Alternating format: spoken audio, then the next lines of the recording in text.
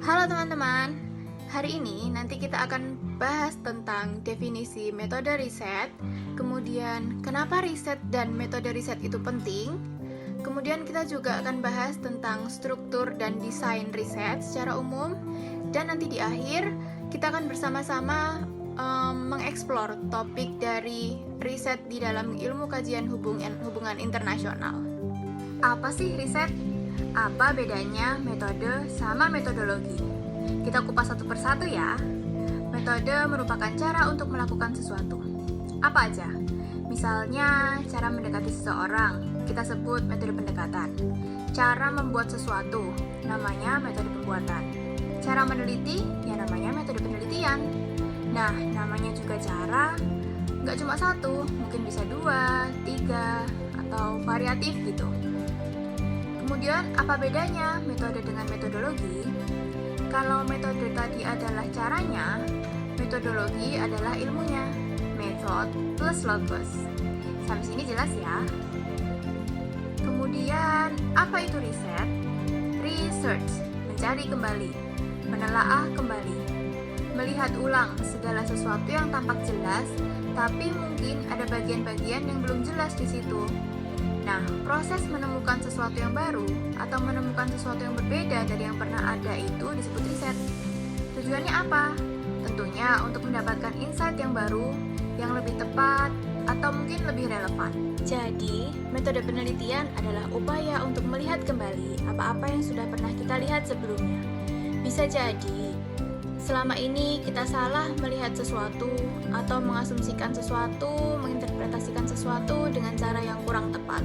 Nah, metode sosial inilah yang membantu kita untuk bisa memahami, menjelaskan, menginterpretasikan sesuatu dengan lebih tepat dan terstruktur. No hoax-hoax club gitu bahasanya. Kemudian, apa sih yang diteliti?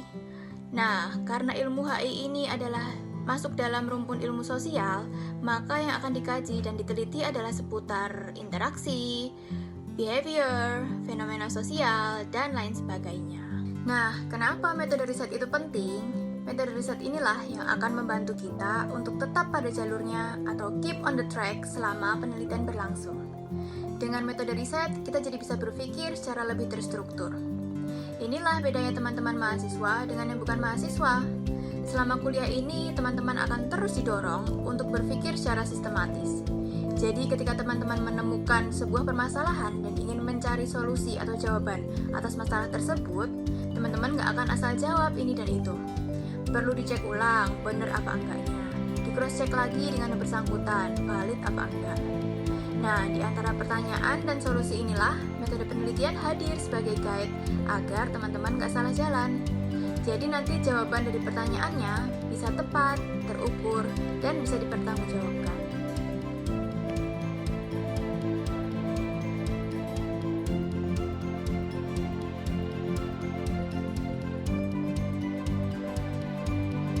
Topik penelitian di HI itu benar-benar luas.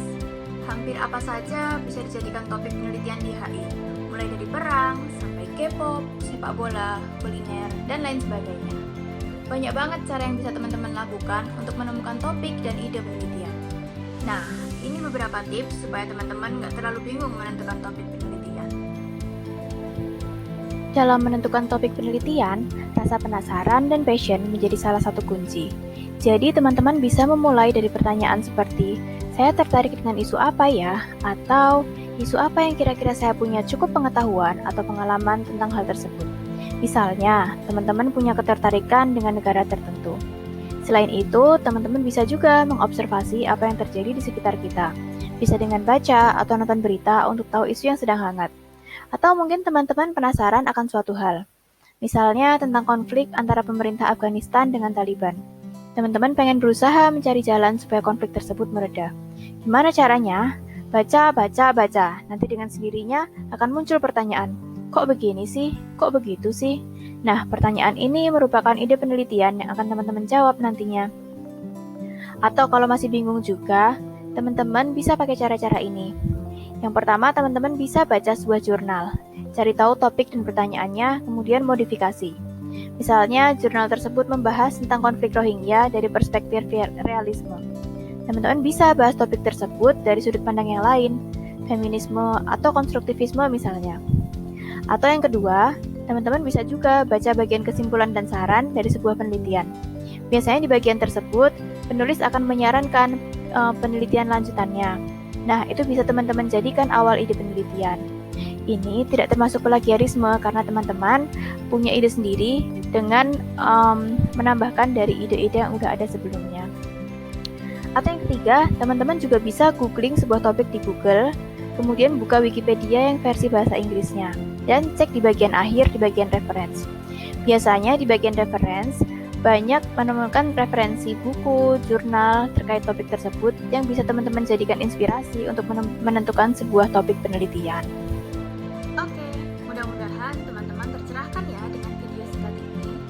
Untuk tugas mingguan, silahkan bersama dengan kelompok yang kemarin sudah dibentuk, tentukan topik dan ide-ide penelitian kelompok teman-teman. Sampaikan alasannya kenapa pilih topik tersebut, bagaimana ide-ide yang teman-teman tawarkan bisa dijadikan bahan penelitian ke depannya. Ide-ide penelitian ini nanti di pertemuan selanjutnya akan kita coba ubah untuk jadi rumusan masalah penelitian teman-teman. Selamat berdiskusi dan sampai jumpa minggu depan.